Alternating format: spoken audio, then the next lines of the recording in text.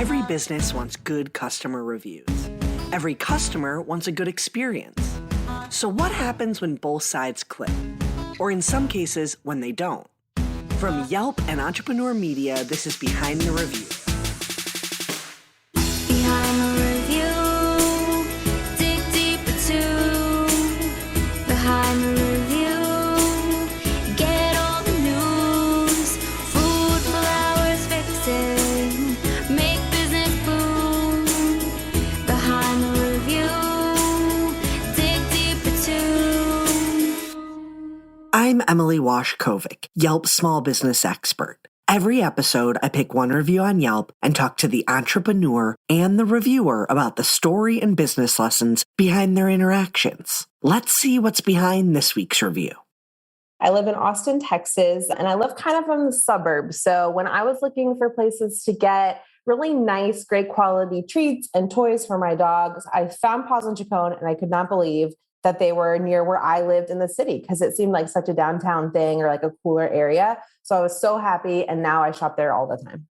Everyone knows the adage about real estate. What matters is location, location, location.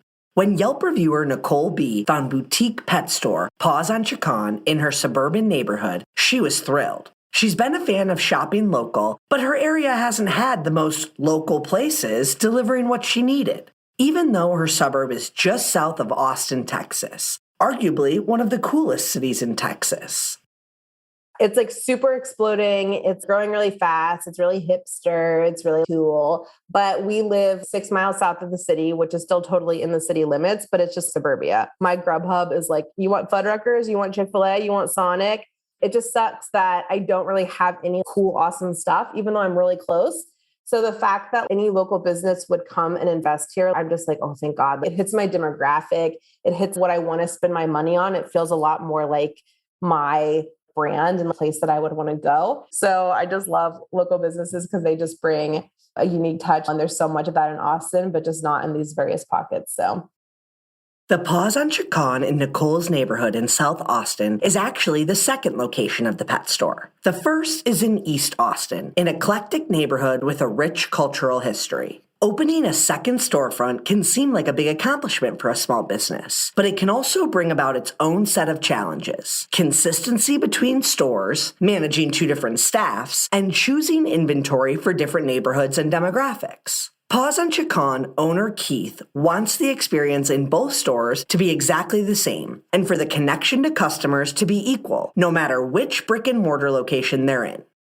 One of the things that I knew before I opened the second store, and we're in the process, hopefully this year or the beginning of next year, opening the third store, is when we set out to have these systems in place before they open. We have checklists. We have it all down so that there's that consistency. Because my biggest thing when I didn't have a store was going to a pet store and I got different answers. If I went from one location to another, they look different, this and that. The way I wanted to do it was I wanted it to look and feel the same. I want them to get the same answers. And that's hopefully through the training that all of our staff are trained the same so that they don't feel that disconnect. I want them to be able to go to any store and feel that no matter which store they end up at, they will always go out with the best knowledge and the best service. While the location might have been what got Nicole in the doors, it was the way the store understood her needs, and more importantly, the needs of her puppy, that kept her attention. Let's listen to her review for her original thoughts on the store. What an amazing little shop. I live in South Austin, and oftentimes we are skipped in terms of the cute and local. Read it's chain land around here. I've heard amazing things from coworkers about the other Paws on Chicon location, but never managed to get over there. When I saw they opened an outpost near my house, I was so happy.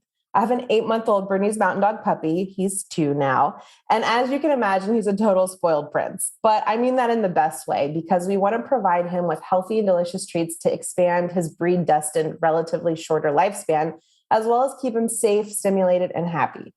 Throughout the pandemic, we've been working from home, and it's important for me to be able to teach our pup to be content being alone in preparation for when that changes. Paws on Chicon has all the treats, toys, and tips to make everything I prioritized above happen for our sweet puppy dog. The staff was quick to offer advice. They have a trade-in program if you want to switch your brand name food to one of their more natural ones, and dog washing stations, a huge barrel of my dog's favorite no-hide earth animal brand Bones, and local biscuit, and even dog ice cream delicacies. As the owner of 2 boxers, 1 handsome adult, and 1 really cute but naughty puppy, I can appreciate the joy in finding everything you need for your dog in one place. And a dog washing station? More on that awesome offering later. Many businesses start out by filling an existing hole in the marketplace. Paws on Chicon is one of those businesses, opened by Keith after he found little in the way of nutritious food for his dog when he relocated from Seattle to Austin several years ago. I leaned into it because of the fact that my dog was becoming ill. I was doing research. The traditional way of things seemed to be causing a lot of the problems, a lot of the shots that they were being forced down by certain people and things like that. So I just went out and did my own research and just really realized that there is so much out there that is not in traditional ways and things that can help your pet. And you can do a lot of healing your animal through nutrition. So my dog was getting ill and I just really wanted the best for him. I ended up taking a pet nutritionist course, which took several months. That course is actually more than what vets take as a course on nutrition.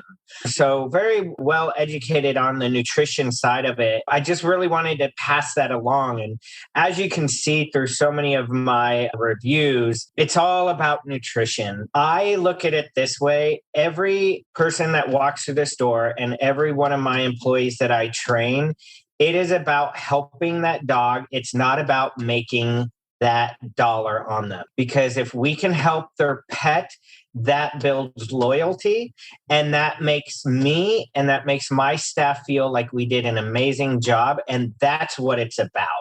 There's nothing better than having customers come in and talk about how much we have helped their dogs without costing them thousands of dollars. According to the American Pet Products Association, Americans spent $44 billion on pet food and treats last year. That's a lot of money, and there are a lot of food choices in the market. When it comes to picking a pet food that's right for your budget and your pet, it can be really daunting, and it seems that everyone has an opinion about what's right and wrong when it comes to pet food. I have to be really honest. The first time I walked into the store, the staff had a big button pinned to their apron and it said, "Ask me why X dog brand is bad." And that was the dog food brand I fed my dog. And I was so scared and nervous that they were going to be judgy or say that I was like killing my puppy or giving him McDonald's equivalent in dog food. But at the end of the day, they were no pressure. I said, listen, this food our vet recommended when he was a puppy. I'm not going to switch, but what else can I do? Are there supplements?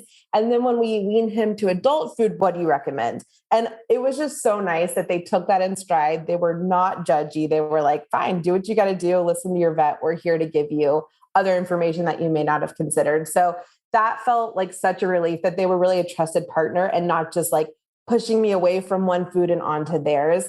So that was great. I also love that they really seem to know and care about the dogs. You can tell there's pictures around, and when dogs come in, that's very kind of a personal experience. And then finally, they know the area. They know the environment. My dog has skin issues and allergies, and they're like, oh yeah, this literally happened to my dog. This happened to me. Here's what I've done. They really know, they care, they're invested. It's not just an hourly job for them. That's very much how it seems there. I love that Nicole mentioned the buttons. That could have been really intimidating and off-putting for a first-time customer, which is not something you want as a business owner. But the staff at Paws on Chicon treated Nicole with respect, and that makes for excellent customer service. So I asked Keith to talk about those buttons and why he chose to have his employees wear them.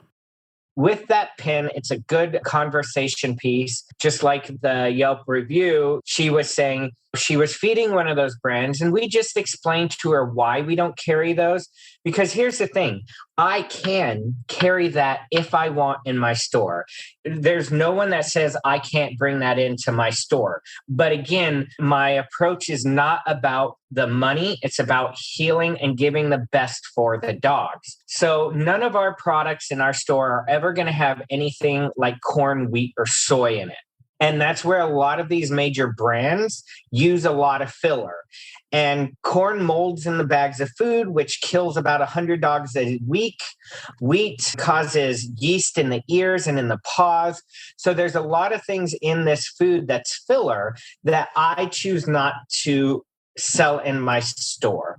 They are very popular. But people who come into my store and they're feeding a food that I don't carry, I'll look it up online and we'll compare it. I can't tell you how many people I tell people, stick with that food. That's a good food. There's no reason to change that food. The price is good. The quality of the food is good. Don't change it. Because again, it's not about that for me. I want their dogs to live the longest. And if they're feeding a good food, I'm going to tell them that. So that button, those foods are not a good food and they're pushed over and over and over. All my staff is trained on a lot of issues. We're not vets, say we're vets, but we know a lot about pet nutrition and how we can help with those issues.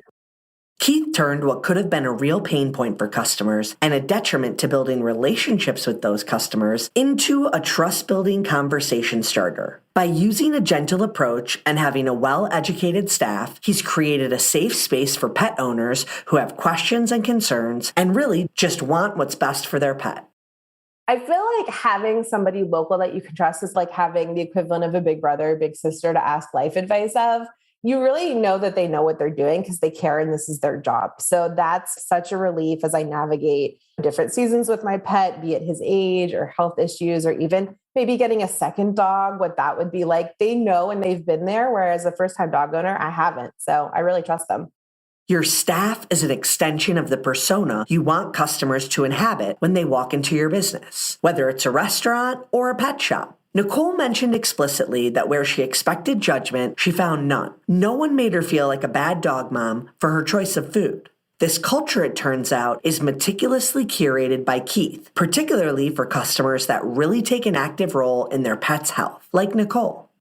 We go through an extensive 4-week training with all our staff, which from what I understand, that is the most out there in the pet industry in pet stores. We try to be very cautious because we don't want to make pet parents feel like they're doing something wrong. Or, for example, if their cat or dog had bladder stones or kidney stones, and we're like, well, you're feeding this food and this is why, that doesn't help. You're not there to shame because people don't know. You don't know what you don't know. So our approach is always, let's see how we can help them. Let's walk them through. We have displays and everything that shows them the different things of food and what the ingredients are. Our biggest thing is education, and that's all we want to do. Now, we have sheets we send home with people if they don't want to talk about it right in the store. We give it to them and say, hey, do your guys' own research. We're not here. We're no pressure. Take this. Just do your own research. Because a lot of people just look at, oh, this TV advertising says this food is amazing. Well, guess what? It's not. But no one knows that. So we try to give them the tools to educate themselves if they don't have time to talk to us in the store. Now, we have had bad reviews before because someone was like, well, you know what? I'm a vet tech. I'm not going to believe you and blah, blah, blah. And so they give you a 1-star. Well, those aren't our customers. Our customers are the ones who come into us. They know we're here just to help. They know we're not here to shove anything down their throat. When I opened the business, I wanted to find the best quality product for the price. So all of my product is the highest product for the price. And I have different price ranges from Costco all the way up to really expensive food. So I try to have a mass for all. It's just my staff being trained to educate and talk to the customers where there's no pressure, because I don't want to turn them off. I want them to have a good experience when they come in and know that we are literally here to help their pet because we love the pets and that's what we're doing this for. Be right back after a quick break. Are you a small business owner? Did you know that Visa's online small business hub has tools, discounts, and resources to help you run your business? So whether you're a business beginner or an entrepreneurial expert, find the solutions, tools, and tips you need to help take your business to the next level. Plus, if you have a Visa business credit or debit card, you can get access to cardholder benefits like Visa Savings Edge, a savings program which can help you save on everyday business expenses like office essentials, travel, and more. When you enroll your Visa business card in Visa Savings Edge, you'll have access to valuable offers which can help turn qualifying business purchases made with your enrolled Visa business card into savings for your business. Learn more at visa.com/small business hub. Once again, that's visa.com/small business hub. Visa, a network working for everyone. Back to those dog washing stations. Why let the dog hair accumulate in your own bathtub when you could bathe your dog somewhere else and have someone else clean it up? It's an amenity that's not necessary to run a pet food store, but it certainly makes a tough, dirty task much more convenient for Keith's customers. Not to mention a little bit of a wonderland for owners and their dogs. There's a couple of things that make us a little different in Austin. One of them is the dog washes and how we have them set up. When I planned the store and everything, I wanted to make sure, because a lot of dog washes you go to, they're all open. There's a bunch of tubs. They're not private. Well, guess what? I have anxiety when I take my dog to go get washed somewhere. The dog has anxiety. Why do I want to put my customers and the dogs in a very anxiety-ridden place? So when we did that, we made sure the rooms were separate. We made sure they had their own space. We have a system that it's easy. Everything, it's like a car wash. So the shampoo, conditioner, everything comes out through the hose. So we just tried to make it as easy as possible. We have little hoodies for the dogs, so when they get blow dried, it doesn't hurt their ears. We have an upgrade where there's a peanut butter lick mat that they can lick while they're getting washed. And then the owners get a free drink while they are also doing their dog wash. That's been a really good thing. On the weekends, we have a wait list because it's first come, first serve. So that's been really good. The second thing that we did was we invented a doggy froyo mixture. On Friday, Saturday, and Sundays, we do soft serve doggy froyo. It's made with primal goat's milk. So any dogs that have digestive issues or anything like that, it's really good for them, helps with their digestion. And then we have a topping bar where they can put toppings on it.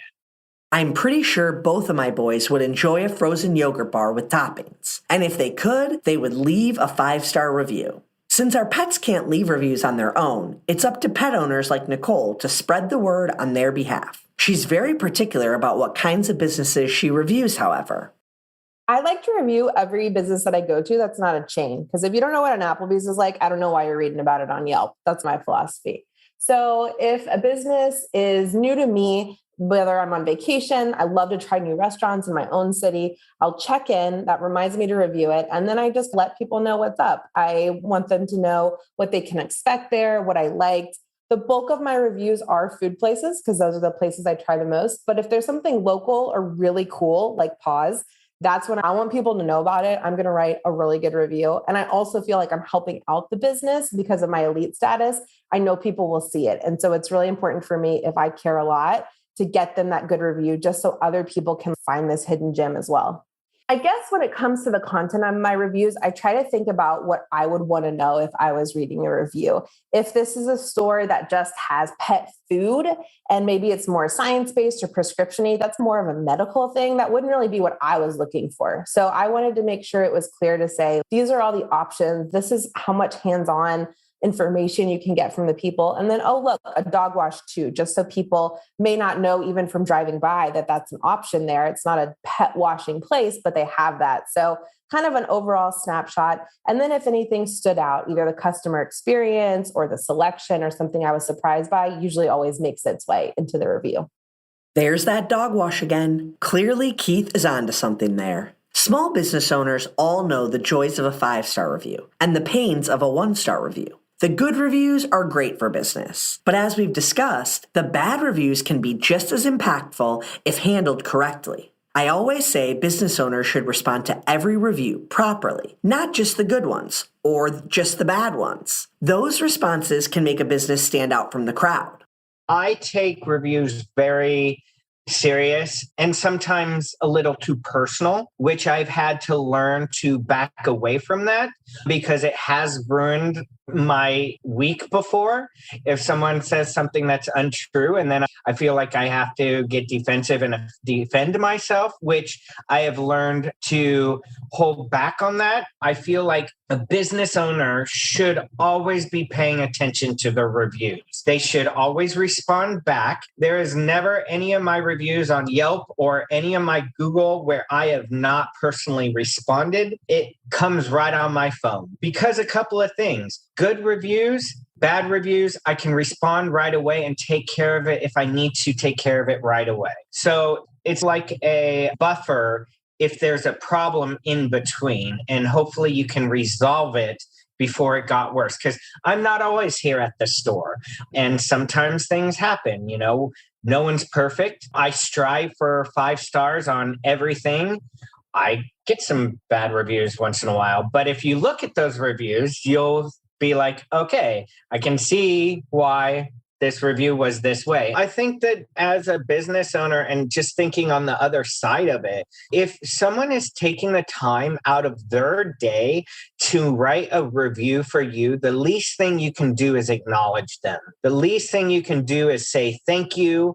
I always like to go in and talk to them and talk about their experience and just give them a little how much we appreciate them. Honestly, I don't even know if they get a ping. I don't know if they know that we respond to them. I don't know how that all works, but I know there's 2 sides of it. If the customer gets back on, they're going to see that I responded. And if someone else is looking for our business, then they're going to see how we responded as well. It's all about how people are going to treat your business and see your business. And if you're just letting things sit there with no response, well, I'm more likely to go to a business that acknowledges me and says, thank you for taking the time to write a review, because no one has to do it. And for them to do that means a lot. Responding to reviews is crucial. I can't say that enough. It shows that as a business owner, you're truly invested in the customer experience, which in turn builds loyalty and trust.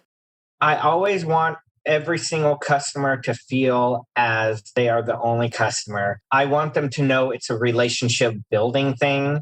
I think that's why we were one of the top 10 coolest pet stores in America this year, which is a big thing because only one other store in Houston won it several years ago. It just makes us feel like we're doing things right. We have so many customers that are so loyal to us, and we couldn't do it without our customers.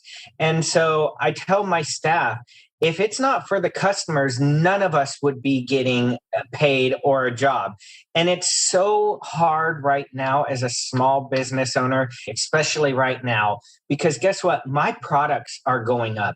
I'm not setting those prices. The companies set those prices. People are getting, frustrated because prices are going up everywhere. And that's going to take a toll on small businesses. People don't understand what small businesses do to the community when it's so easy to get it on Amazon or Chewy's. And people think that small businesses are more expensive than them. And a lot of times I'm less expensive than online or big box stores. But they think since you're a small business owner, you're going to be more expensive. So I just hope people listening to this go and support your small businesses because they're here for the community. The owner seems super into it, which is something I was really surprised by. I didn't meet him when I went in for the first time, but he mailed like a free doggy froyo coupon to my house and sends like a holiday letter and staples goodies onto the bags when you leave. So it really feels like he's super invested and cares and is a huge part of the community. And most of all, cares about his store. So if he has that much pride in helping people in his store, I want to support that because it's a great experience for me. And I love people who are super invested in what they do. Every small business owner has the intent to be an integral part of their community. At the same time, consumers should remember that those small businesses are in many cases the backbone of their community. When you build that trust, great things can happen. Whenever I do these things, I just always like to make a shout out to my customers just for the loyalty and for the great 3.5 years and many more years to come. Because again, without them, there would not be us. And that concludes our episode. Be sure to subscribe so you get new episodes every Thursday. I hope you enjoyed it and were able to take a thing or two away to implement in your own life. Whether it's a new idea that you can bring back to your business or a fresh perspective on how to be a positive influence as a consumer, we share these stories to inspire and create more meaningful connections in your local community. For more information about today's business or to connect with me, check out the show notes. Behind the review, dig deeper too. Behind the review, get all the news. Food, flowers, fixing, make business boom. Behind the review, dig deeper too. This episode featured a conversation with Keith Zeiler, owner of Paws on Chicon, and Nicole B., an elite Yelp reviewer living in Austin. Special thanks to Holly Hanchy, who helped write this episode. To learn more about the story, check out the blog post. And don't forget to subscribe so you get an alert each Thursday when a new episode comes out. To claim your own Yelp business page and start engaging with consumers, visit business.yelp.com. Our theme song is performed by Ali Schwartz and produced by Robbie G. of Messerol Sound. The show was produced and edited by Entrepreneur Media.